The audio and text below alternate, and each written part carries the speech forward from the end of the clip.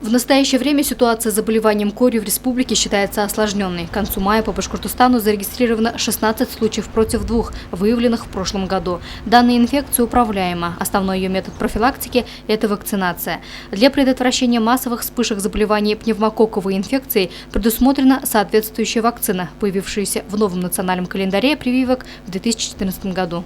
Детям делают с раннего возраста эту вакцинацию.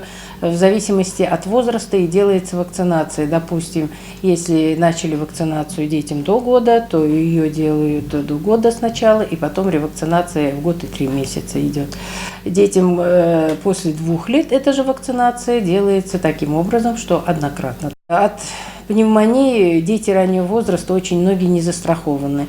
При Винарис, если мы делаем эту вакцинацию, то есть мы детей ограждаем от таких страшных, можно даже сказать, заболеваний. Дети раннего возраста болеют, часто бывают осложнения, и пневмонии бывают, и менингиты могут быть, синуситы, бронхиты, отиты. Вот от этих заболеваний ребенка предохраняет эта вакцина.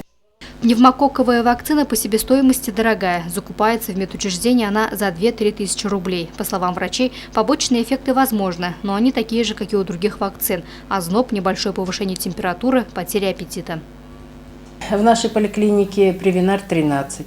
Но в основном в России его используется.